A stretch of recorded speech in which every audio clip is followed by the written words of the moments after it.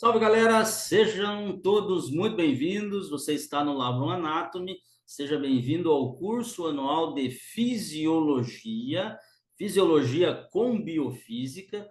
Eu me chamo André dos Reis e aqui a gente vai caminhar juntos nessa jornada do terceiro ano, galera, para a parte de Fisiologia. O nosso curso já existe há alguns anos, mais precisamente desde 2023, 24, acho que 24 na verdade, só que esse ano de 2026 nós damos uma repaginada com slides novos, com gravações novas. Então, o conteúdo muda pouca coisa de um ano para o outro, mas com certeza aqui você encontra tudo atualizado, tudo que está acontecendo na faculdade, a gente procura passar com antecedência aqui para você chegar lá pronto para o teórico, para o prático, para o seminário, enfim, o que quer que seja relacionado à fisiologia. Galera, o estudo da fisiologia é um estudo dinâmico, é um estudo muito denso, muito intenso, então a gente vai, em cada aula aqui, procurar passar para vocês o máximo de informação possíveis de questões, de provas, de eras, de parcialitos, que seja, ou algum trabalho em classe que você vai participar e possivelmente apresentar, ok?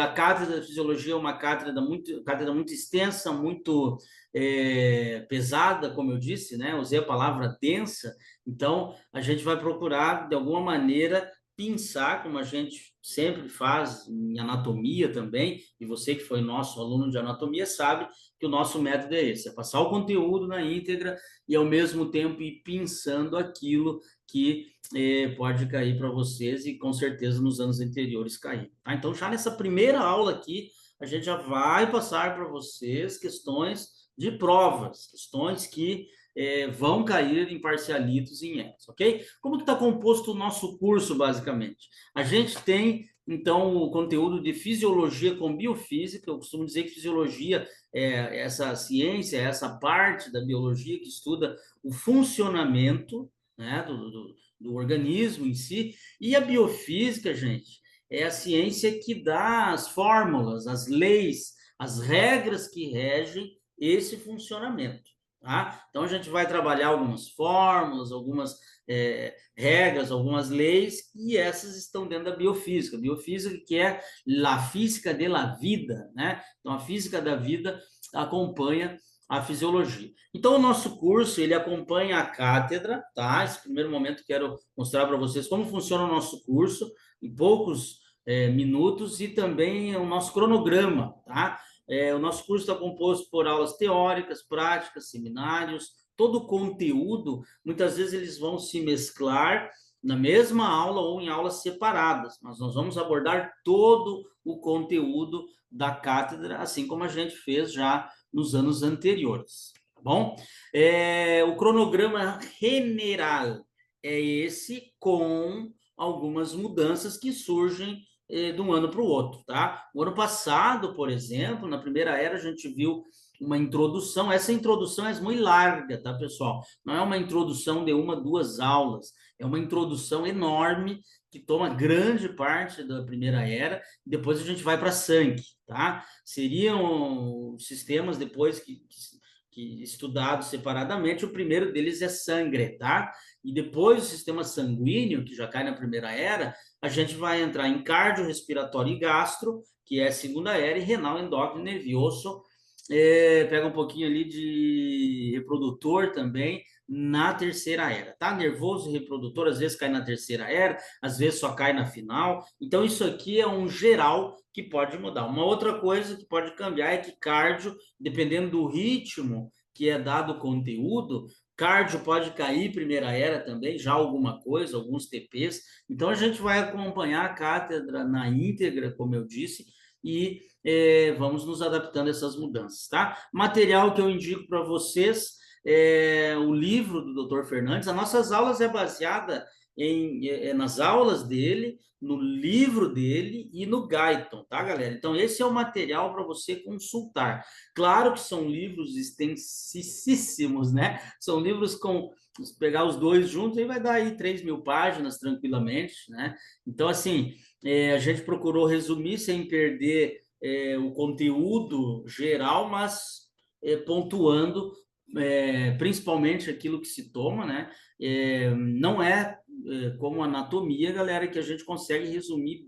Tipo assim, eu pego 10%, 15% do livro, consigo entregar a prova para vocês. Aqui o conteúdo é mais extenso, tá? Eu não vou pegar 10% do livro e entregar para vocês, é um pouco mais para a gente poder entrar dentro do conteúdo, entender e poder ir para a prova preparado, tá, galera? Mas, claro, como eu disse, a aula é o conteúdo geral e junto da aula a gente já vai pensando as perguntas. Pessoal, fora a aula ao vivo que a gente tem no nosso curso, que é essa aula, seja ela online, seja ela presencial para algumas turmas, a gente tem o Drive com as aulas gravadas, tá? A gente tem o Drive com as aulas gravadas, com todos os PowerPoints para você baixar, com um apunte em PDF que eu mesmo digitei, baseado no livro, nos dois livros que eu falei, e também nas aulas que a gente teve na faculdade. Além do aponte, a gente tem um pregunteiro, um simulado para cada aula, e esse simulado tem 30 perguntas, tá? Então, você que está vendo essa aula, você já tem em mãos, no mesmo arquivo aí que você recebeu, já recebe a aula, já recebe o PDF, já recebe o PowerPoint e já recebe o simulado, tá? Porque a gente usa todas as frentes para poder fazer você fixar o conteúdo. Claro que na aula gravada eu vou usar geralmente o PowerPoint, na aula ao vivo é diferente, né? A gente usa ali o quadro, a gente usa outras ilustrações, enfim. A aula gravada, a gente usa o PowerPoint, porque é algo mais prático, algo que exige menos equipamentos, digamos assim, e entrega o conteúdo que tem que entregar. Beleza, galera? Então, vamos lá, introdução à fisiologia, tá? Fisiologia, então, a fisiologia humana ela tem por objetivo, então, explicar o funcionamento do corpo, desde os mecanismos moleculares até o nível celular e também até os processos do organismo como unidade. Então, pega lá as moléculas, as células, e já a gente vai ver os níveis de organização, né? Nível atômico, molecular, celular, até a parte do nível de organismo, né? Que está acima do nível de sistemas. O organismo, então, é o organismo em si, o corpo em si, né? Do ser vivo, comunidade que se desarrolla para poder viver bem. É, a ótica da fisiologia é o bem-estar do ser humano, tá? E aí já entra um contraste entre dois conceitos, né? Fisiologia e patologia. Fisiologia estuda o corpo sano, sim, o corpo sano, e patologia, o corpo patológico, o corpo doente. Então, sempre que a gente falar fisiológico, fisiologia, a gente está falando de um funcionamento normal. E depois, a partir do quarto ano, então, vocês vão estudar o corpo patológico. Bueno, a fisiologia humana, então, ela tem por objetivo explicar esse funcionamento, certo? E esses mecanismos, então, eles vêm desde as instâncias moleculares celulares até ao nível do organismo. A fisiologia é a ciência que estuda o funcionamento normal, mais um conceito aí dentro desse grande conceito de fisiologia, né? Funcionamento normal de um organismo vivo e as partes que compõem, incluídos os processos químicos e físicos. Aí que tá o detalhe, tá, galera? Porque fisiologia não é só estudar o funcionamento. A gente tem que entender que esse funcionamento ele tem uma visão macro e uma micro. E na visão micro eu tenho processos químicos e processos físicos. O estudo da fisiologia não se baseia em memorizar enunciados. Então, assim, ó, não vem somente para memorizar.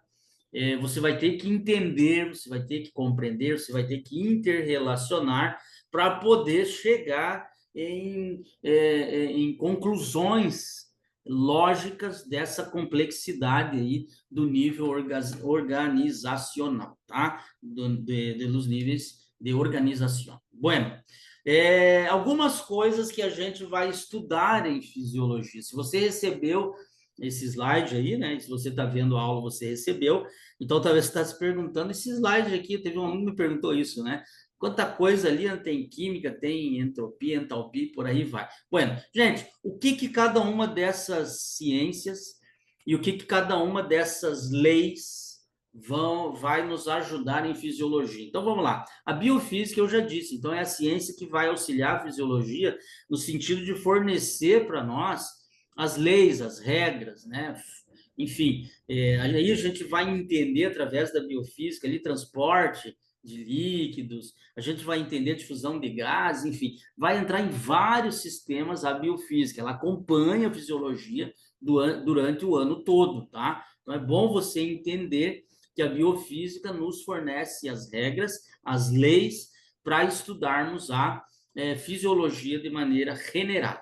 A química, né? Talvez você está se perguntando, eu vou estudar já bioquímica, André, já em outro conteúdo, em outra matéria, mas em físio também vai pegar química, galera. Por quê? Porque a gente está falando no nível celular, a gente está falando em metabolismo, a gente está falando em equilíbrio ácido-base. Daqui a pouco a gente vai cruzar os conteúdos com química, ok? Então, vocês vão ver durante o ano que em algumas eras, algum momento ali, os conteúdos vão estar bem, às vezes, parecidos, parelhos, depois se afastam e tal. Então, a química, ela nos acompanha também aqui. A matemática, ela permite a gente quantificar os processos, tá? Então, ela que nos dá fórmulas, ela que nos dá, por exemplo, algo chamado débito cardíaco, que a gente vai estudar lá provavelmente em segunda era, né? A gente vai estudar o clearance renal, fórmulas matemáticas para poder chegar a conclusões. Velocidade da difusão, né, aí a gente está falando em gases, está falando em cinética e enzimática ali na bioquímica e também aqui em fisiologia. Então, gente, a matemática ela está presente. Bioeletricidade. Bom, a bioeletricidade, a eletricidade da vida, né, está presente principalmente no estudo muscular e no estudo do sistema nervoso. Aí estão falando em transporte, né, comunicação elétrica, enfim, bioeletricidade está presente conosco na fisiologia. Equação de Gibbs-Donan, ok? Essa equação, galera, ela trabalha equilíbrio osmótico, ok? Então, principalmente essa parte aí da distribuição diferente, né, desigual dos íons, de cada lado ali da membrana e tal, a equação de Gibbs-Donan, ela vai nos dar é, a base para a gente poder entender essa distribuição dos íons, tanto dentro quanto fora da célula, tá? Equação de Michaelis-Menten, esse aí você vai ver principalmente em bioquímica, na parte da cinética, enzimática ali e tal, mas na parte física também a gente vai dar uma olhada de leve nessa equação. Lei de Laplace. Bom, a lei de Laplace é para estudar. A lei de Laplace já vem outra, que é a lei de Fick.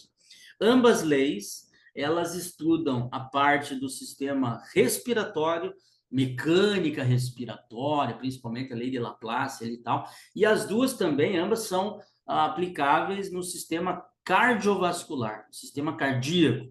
Então, lei de Laplace, lei de Fick, a gente vai estudar, por exemplo, a lei de Laplace, ali, aplicação aos alvéolos pulmonares, vasos sanguíneos e tal, né? E a lei de Fick descreve, no caso, seria difusão, né, de substâncias ali através de membranas também, do ponto de vista troca gasosa, por exemplo, se pegar hematoses, lei de Fick, tá? Então, isso aí tudo vai ser entendido e aplicado, compreendido e aplicado. Tem a lei de Boyle. Lei de Boyle, ela diz que pressão e volume são inversamente proporcionais. Então, tu já vai anotando aí o que cada uma dessas leis significa, onde que a gente vai aplicar, e depois, quando a gente chegar nelas, você já está mais ou menos já inteirado do assunto, né? Então, a lei de Boyle, ela diz que pressão e volume são inversamente proporcionais. Aonde que eu aplico isso? Também na mecânica respiratória, na ventilação pulmonar, tá? Já estudamos ali a mecânica de maneira anatômica, né, do ponto de vista anatômico, músculos respiratórios e tal, inspiração, expiração, e agora chegou essa parte de aplicar essas leis também para entender, para explicar inspiração e expiração, né? Entalpia. Entalpia, a gente está falando, né, em energia total de um sistema, tá? No caso, um conteúdo energético desse sistema, e aí entra metabolismo, né, produção de ATP, entalpia. E, em contrapartida, a entropia medida de desordem de um sistema, a medida de desordem, né? Então, na fisiologia, a gente está falando aí em espontaneidade das reações, estamos falando de energia livre, né? Delta G, enfim, aí a parte da fisiologia. Forças de Starling, aí a gente vai estudar as pressões dos vasos, vamos aplicar lá no sistema renal, tá? Vamos ver que as forças de Starling, elas determinam, são elas que determinam ali a filtração glomerular, a filtração renal do sangue, enfim. São 180 litros passando por dia no rim, e dos quais serão filtrados, e 1,5, né, 1,5 litro, mais ou menos, 1 litro ou 1,5 litro de urina é fabricado com isso, e aí depende das forças de Starling. Tá, galera? Então, entender e aplicar, entender e aplicar. Essa equação de Nernst, essa aí tem a ver com potencial elétrico, né? Vamos trabalhar potencial de membrana, enfim. Todas as leis. Teoria de Walter Cannon, essa aí é para homeostase. Vamos trabalhar homeostase, vamos trabalhar a lei de Walter Cannon, tá? Define ali organismo, enfim, mantém estabilidade. Então, são leis, só para você ter uma ideia do que nos aguarda.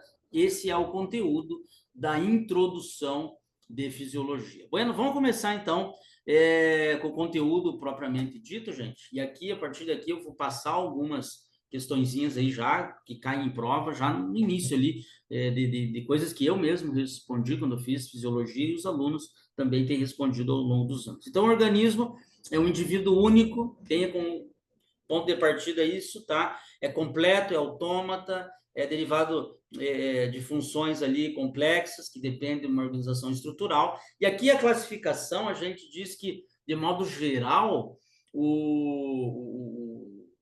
a gente tem ali essa classificação dos 3 domínios, né? Bactéria, arcaia e eucária. Então, os humanos, nós pertencemos ao domínio Eucária, tá? Reino Animalia, filo Cordala, e subfilo Vertebrala e classe Mammalia. Esse espanhol com português e portunhol às vezes nos atrapalha, mas aqui está a classificação. Então, nós, seres humanos, estamos dentro desse escopo. E como seres vivos, nós temos níveis de organização. Precisamos entender esses níveis para a gente poder aplicar, poder entender aquelas leis e aplicá-las na fisiologia, tá? Então, são basicamente 8 níveis, tá? Alguns citam um a mais, enfim, alguns juntam 2 níveis. Então, basicamente, assim, o que eu vi em fisiologia aqui na faculdade foram esses 8 níveis. E o primeiro nível é o nível atômico, né? A unidade mais básica da matéria, podemos dizer assim. E aí eu tenho prótons, nêutrons e elétrons, tá? Positivo, negativo, neutro, né? Já diz o nome, nêutrons. E esses prótons, nêutrons e elétrons, eles fazem parte, então, desse primeiro nível de organização, desse primeiro grupo, né? Alguns chamam de nível atômico, ok? E esse nível, digamos assim, esse nível atômico, ele são as unidades mais básicas da matéria, tá, galera? Então, a matéria, vamos entender já um conceito, que matéria é tudo que ocupa um lugar no espaço, tudo que possui massa, e essa matéria é composta basicamente por átomos, ok? Bueno, esses átomos, então, eles vão nos levar a um segundo grupo, um segundo nível de organização, que são as moléculas, certo? Então, essas moléculas, o que acontece? Esses átomos, alguns deles, vão se ligar quimicamente, digamos assim, quimicamente eles vão se ligar e vão formar. Então, os átomos, eu tenho como exemplo, pega aí, por exemplo, carbono, hidrogênio, que mais? vamos usar como exemplo aí o oxigênio, são átomos que, se ligando, vão formar moléculas. As moléculas, então, cada nível que vai subindo vai aumentando a complexidade. Por exemplo, eu tenho dois átomos de hidrogênio que se juntaram com um de oxigênio, eu vou ter o quê? Eu vou ter água, H2O. Eu tenho glicose, eu tenho CO2 no nível molecular, certo? Moléculas, então, compostas por átomos.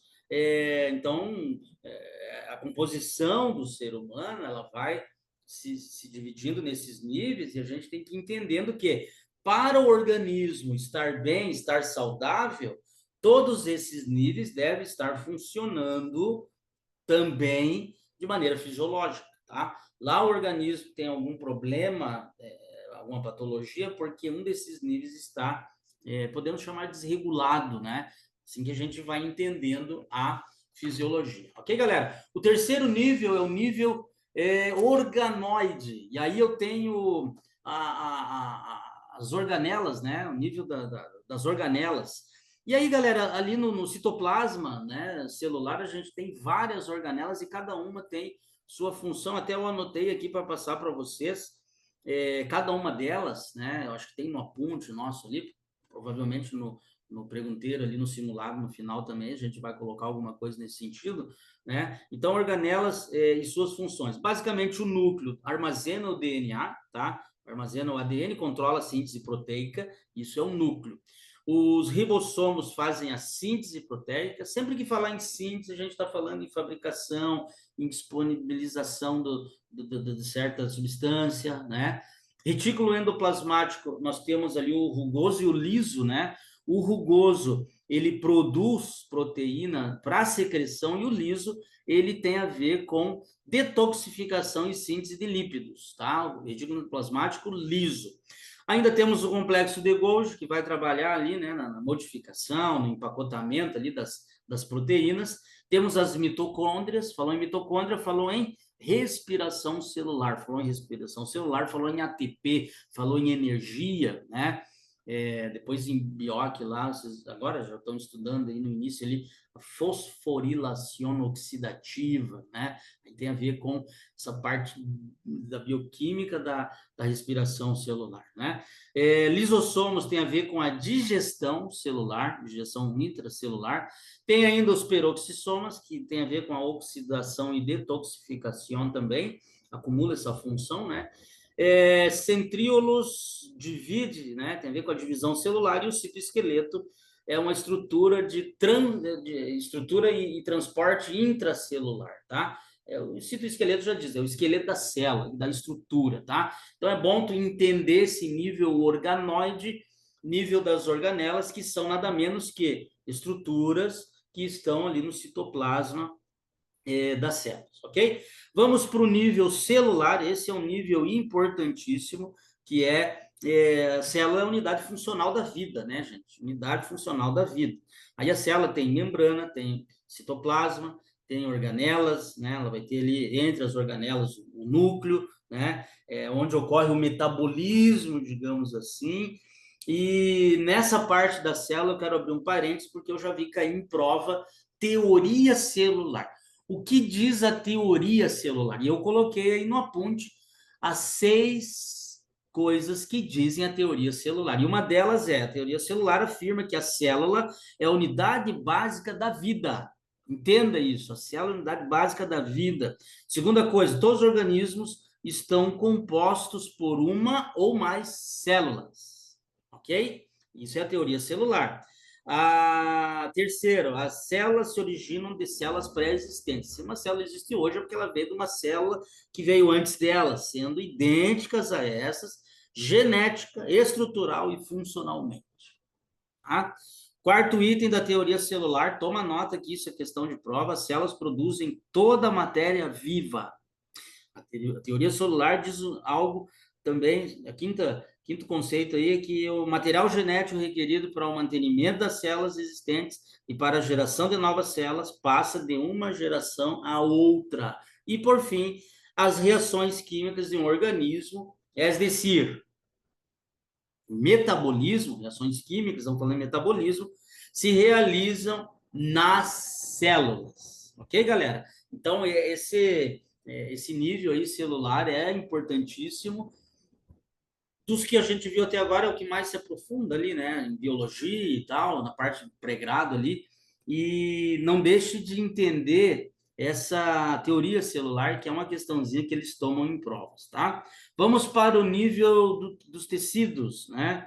Então, quando eu falo tecidos, é um conjunto de células com função semelhante. Bueno, função semelhante, a gente sabe que a gente tem 4 tecidos básicos no corpo, né? Que é o epitelial, o conjuntivo, muscular e o nervioso. Você estudou isso. E aí, quando o feto ali está sendo formado, temos divisão celular, enfim, as células que se parecem, elas vão se juntando e formando tecidos, ok? E dos tecidos a gente já pula para o nível dos órgãos, né? Por quê? Porque tecidos, aí não é a regrinha da célula, que as células iguais formam tecidos. Tecidos não iguais, né? Tecidos diferentes formam órgãos, ok? Então, se eu tiver 2 tecidos iguais, então não é 2, então é um só, né? Então, os tecidos, agora, claro, o órgão é uma estrutura formada por 2 ou mais tecidos que também vão contribuir para funções em comum e funções específicas. Por exemplo, coração, o pulmão e os rins, né? São órgãos formados por 2 ou mais tecidos com funções específicas e bem definidas, ok? Aí vamos para os sistemas. Então, o sistema é um conjunto de órgãos. Nós temos basicamente 11 sistemas no nosso corpo. Depende da divisão, né? Tem, por exemplo, divisão que inclui articular, daí já vamos ter aí 12, enfim. Mas basicamente tem 11 sistemas e todos eles com órgãos com funções em comum, né? Então, olha a estrutura, localização e função, e aí eu tenho a classificação deles. Por exemplo, esse órgão passa ar, esse órgão contribui com a hematose, esse órgão é respiratório, esse aqui passa comida, esse órgão que contribui para a digestão, para a excreção, é o órgão digestivo. Então, os sistemas são formados por órgãos e vários sistemas vão formar, então, o quê? Um organismo. O organismo também pode ser substituído em fisiologia pela palavra indivíduo, ok? Gente, tenha bem em mente essa classificação, os conceitos importantes de cada uma delas, porque a gente está montando um alicerce para poder entrar com a fisiologia maciça, né, densa. Uma perguntinha, né, que tu vai ver aí pela aula da faculdade, enfim, no livro, né, do professor também, é que és la vida? E essa é uma pergunta filosófica e não fisiológica. Uma pergunta que, dependendo da onde você está, você pode obter respostas diversas, né? Eu separei aqui alguns conceitos dentro da área da biologia, por exemplo. Se você perguntar que é a vida, os biólogos eles tomaram, por exemplo, as funções dos seres viventes como a definição ali do que é a vida, né? Então, se não há função, né? Então não há vida. Dentro dessa parte da biologia, eu separei aqui no apunte de vocês 7 processos que conceituam a vida. 7 processos. Por exemplo, movimento é um deles, respiração é outro, sensibilidade, crescimento, reprodução, excreção e nutrição. Esses 7 processos, dentro da biologia, podem dar o conceito do que é vida, ok? Se eu tenho esses processos, eu tenho vida. E se eu tenho um a menos, eu não tenho vida? Essa é uma pergunta filosófica, como eu disse, que é preciso ter um ponto de vista fisiológico também para que a gente possa entender. E essa pergunta, que é a vida, e depois no final, que é a muerte, vai nos acompanhar por toda a nossa carreira médica. É importante a gente entender isso e também aplicar a ética médica, né? Bueno, a ciência, ela, por exemplo, fala sobre os vírus, né? Vírus é um ser vivo ou não? Porque um vírus, eu costumo dizer que, claro, claramente, digamos assim, um exemplo de linha limítrofe, né? Porque o vírus, entre aspas, não tem vida, até que ele se hospeda num outro ser, uma célula hospedeira, e aí ele vai ter vida. Então ele começa a ter vida a partir dali, já tinha antes, e se ele sair não tem mais, como que é isso? É uma linha limítrofe entre ter vida ou não, né? Então, para alguns autores, as características da vida, né, englobam ali metabolismo, enfim. Aqui eu tenho um slide que isso aqui também pode cair em parcialitos iniciais já e até na primeira era, né, características da vida, quais são e quais são seus conceitos, tá? Então vamos trabalhar um pouquinho isso aqui. Por exemplo, organização. Os seres vivos eles possuem um nível de organização mais elevado do que os seres não vivos, ok? Então é uma característica da vida a organização, tá? Por exemplo, eles gastam uma grande quantidade de energia diariamente para manter a ordem. Isso é organização de um ser vivo. As coisas estão organizadas e se gasta energia para mantê-las assim, certo? O conceito de organização em características da vida é esse. Vou botar um pouquinho para o lado aqui para não pegar, não cortar o título. Composição, uma segunda característica da vida, né, dentro da área da fisiologia. Então, os seres vivos eles estão compostos principalmente por matéria orgânica, ok? E o que acontece? Eles vão apresentar estruturas compartimentalizadas. O que compartimentaliza as estruturas dentro do nosso corpo? As membranas biológicas. Então, ela favorece ali a divisão, trabalho, especialização das células. Então, essa composição complexa, que também faz parte da organização, é uma outra característica da vida, né? Metabolismo. Bueno, seres vivos, então, eles necessitam consumir energia, tá? Para realizar todas as funções vitais. Sem energia não há realização de função vital. A função vital é para manter o quê? Funcionando os órgãos, né? Tem que funcionar ali fluidos corporais e por aí vai. Bueno, aí a gente está falando em bombas iônicas, de membranas também, potenciais celulares e tal. Gente, a quantidade de energia consumida por unidade de tempo, quando o indivíduo, por exemplo, está em repouso, se chama TMB. TMB. Aí eu tenho a taxa metabólica basal, ou simplesmente taxa metabólica em repouso, tá? Ou seja, a gente vai trabalhar também um pouco esse conceito, é uma introdução aqui, depois a gente vai se deparando com questões que envolvem esses conceitos e a gente vai destrinchando cada um deles, tá? Isso aqui é apenas a introdução. Dentro do metabolismo, eu tenho anabolismo e catabolismo, né? O anabolismo, eles são a síntese de moléculas, digamos, de maior complexidade, a partir de outras moléculas mais simples, né? E o catabolismo, alguns usam a palavra quebra, alguns professores não gostam, né? Um exemplo de catabolismo, tu vai se alimentar de macromoléculas, só que o teu organismo não absorve macromoléculas, absorve micromoléculas e tem que quebrar. Isso se chama catabolismo, tá? Digestão é um exemplo clássico de catabolismo dentro do metabolismo, tá? Irritabilidade, aí tem a ver com perceber e reacionar ante algum estímulo. Bueno, irritabilidade, aí eu estou falando do sistema nervioso, tá? Percebe e reaciona ante um estímulo. Isso é característica de vida. Só quem tem é o ser vivo, né? Desarrojo, aí eu estou falando em crescimento, divisão celular, desarrojo nas mais diversas aspectos da vida, a gente pode colocar aqui, né? Falando em fisiologia específico, né? Câmbio de forma e função que ocorre durante toda a vida, tá? Células, isso se expande por todos os níveis ali que a gente colocou praticamente e vai refletir no nível dos sistemas aí do organismo, né? Reprodução, capacidade de replicar-se, né? Generando ali seres idênticos, né?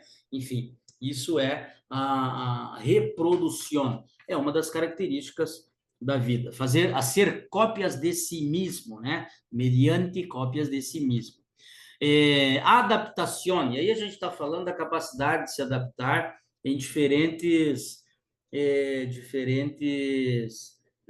ambientes, diferentes locais, épocas, tá? Depois tem um exemplo agora ainda nessa aula sobre adaptação. Homeostasis, muitos gostam de usar a palavrinha equilíbrio, eu particularmente acho que dá para usar tranquilamente, né? Homeostase é um mantenimento de capacidade de manter seus condições estáveis, né? Seus parâmetros normais, números que são mensurados e que são tidos como normais. A homeostase é a capacidade de se manter dentro desse rango, tá? Galera, tô falando aqui palavras novas para vocês, é um vocabulário novo, cada matéria da medicina, né? Dentro de uma língua que também é nova para você, agora nem tanto, mas assim, vamos introduzindo isso, você vai introduzir com as aulas, com a leitura, com exercícios, e aí você vai estar inserido dentro desse meio da fisiologia, tá? Que mais que temos aqui? Vamos ver aqui, ó, temos... Bueno, chegamos ao final, então, das características de la vida. Três, são 8, né? Basicamente, são 8 características. Listo. O que tem aqui, então? Como que eu vou estudar a fisiologia? Eu tenho alguns conceitos aqui que eu vou passar para vocês, que é perguntinha de parcialidade também, tá?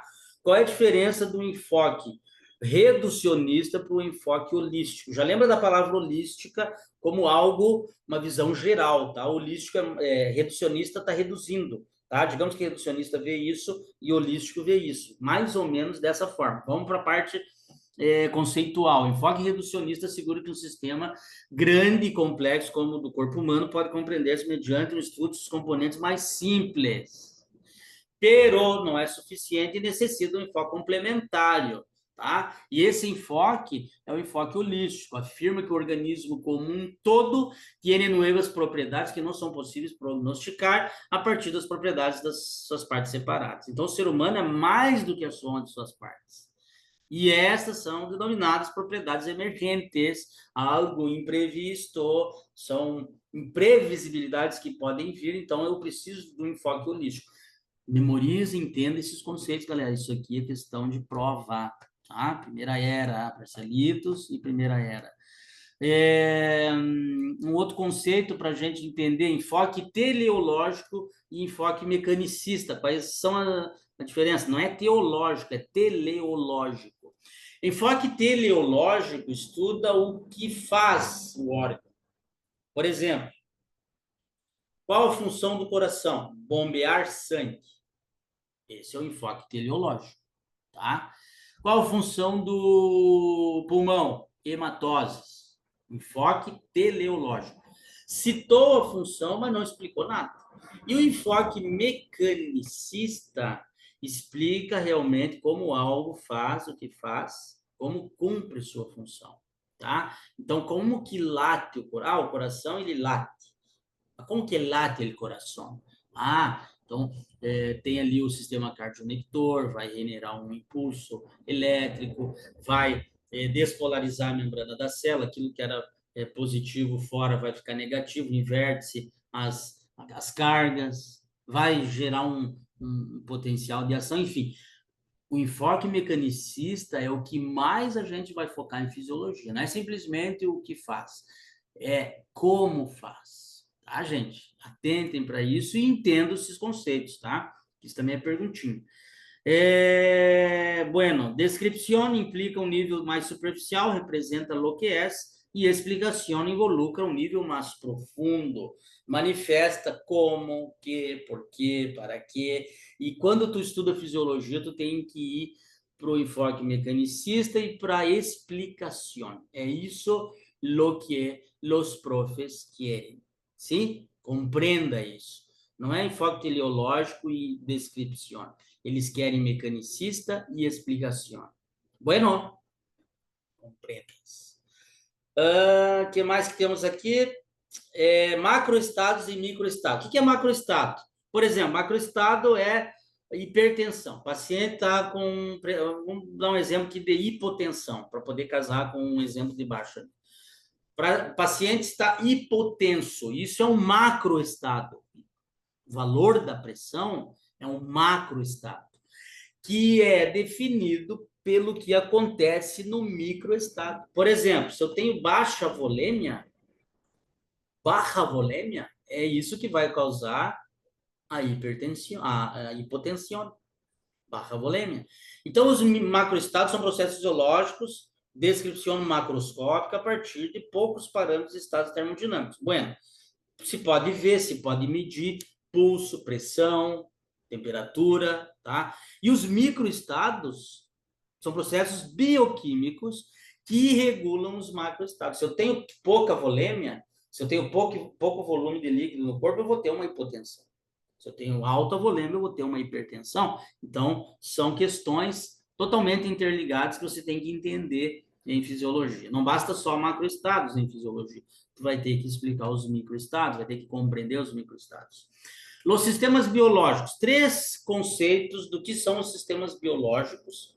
E isso aqui é a pergunta de prova. Eu já respondi essa primeira aqui em prova, tá? Quando eu fiz fisiologia. Que são os sistemas robustos?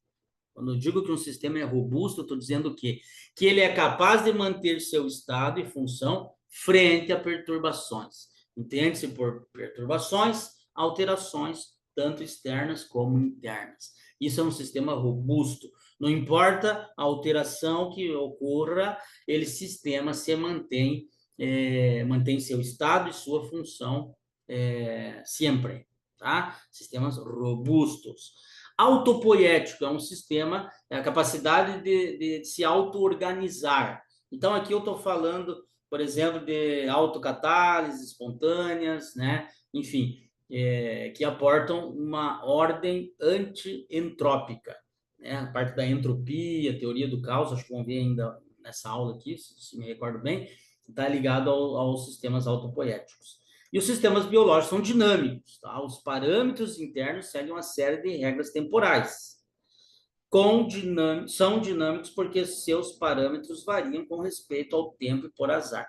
Então, o sistema biológico, aí entra outro conceito que eu acho que já vem na sequência, que ele é não linear. Gente, o sistema biológico, ele tem os parâmetros que a gente falou que tem, mas olha ali, parâmetros internos que seguem regras temporais. Tudo isso pode mudar em questão de segundos, tá? Por isso que quando chega no médico e o teu parente lá fez uma cirurgia, alguma coisa assim, tá dentro do quadro que os outros já passaram e sobreviveram. Tu chega para o médico e diz, no primeiro dia pós-cirúrgico, olhou o segundo, o paciente ainda está no UTI, doutor, tudo bem, por aí e tal. Ah, já passou o perigo, né? E o médico disse, sim, tá tudo bem, vamos aguardar até amanhã para ter um panorama mais geral e tal. Porque são dinâmicos, são não lineares, tudo pode acontecer em questão de segundos, tudo pode mudar, pode vir, as regras são temporais, tá? Tudo depende de parâmetros que variam do tempo, azar, enfim, tá? Então, tem que entender isso, dinamismo quer dizer isso, tá? Eu me lembro que caiu robusto na prova quando eu fiz físico, mas os alunos, eles relataram, né? Relatam que também pode cair qualquer um dos dois, né? Pode cair. A gente tem provas aí que a gente vai revisar, né, galera? Vocês vão ver que cai isso aí. Tipos de adaptação. Um exemplo de adaptação, gente, aqui eu coloquei os 3 tipos, né? Evolução, ambientação e aclimatação. Evolução largo prazo, né? Aí a gente está falando, por exemplo, em aqui aumento do crânio, centenas de anos, milhares de anos e tal. A aclimatação é na hora, por exemplo, câmbios fisiológicos e físicos que ocorrem de forma artificial controlada, é reversível, tá? Deitei no quarto, liguei o ar-condicionado, o corpo já vai encontrar mecanismos para não morrer de frio, né? Câmara hiperbárica, hidratação com soro, respiração artificial, o corpo ele vai se adaptando na hora, depois tu cambia ali o local, né? Cambia ali o clima, que é a aclimatação, tá frio no ar, bota quente, o corpo já vai ter outros mecanismos, né? E esse ambientação aqui, que eu tinha falado antes, né, da adaptação, é esse exemplo aqui, ó, por exemplo, uma pessoa que vai fazer uma viagem ou vai morar num lugar onde está muito acima do nível do mar. Quando há jogo de futebol, os jogadores vão, né? E aí, às vezes, chega até a sangrar o nariz, o pessoal falta o ar e tal. E aí dizem assim, quando está acima do nível do mar, na altitude, tem menos oxigênio. Não tem menos oxigênio. O oxigênio, ele está composto no ar atmosférico na mesma quantidade aqui onde a gente está e lá onde tem altitude. O que tem menos é pressão, menos pressão. Veja que aí a gente vai entrar nas leis ali que eu citei antes, né? Lei de Boyle, enfim. O que que acontece? A pressão fora tem que ser maior que dentro. É de onde tem mais, para onde tem menos, vai entrar o ar, porque a pressão intratorácica é menor que a de fora. Gente, tem número, tem fórmula, tem tudo certinho. Depois que a gente for estudar o sistema respiratório, tu vai saber. Então tem que estar X aqui e Y aqui. Entra o ar, entra tanto que inverte. Aqui fica mais pressão do que fora. Aí tem a expiração. Então o que acontece? Se eu tenho menos pressão, quanto mais eu vou subindo a altitude, eu vou ter falta de ar, não é porque não tem ar, é porque é mais difícil de eu respirar. Aí entre os músculos inspiratórios que a gente estudou, vão ser ativados também, enfim, tá? O que acontece? A pessoa que vai morar para lá, ou vai passear, fica 2, 3 meses, vai ter um aumento significativo nos glóbulos rojos, né? Por quê?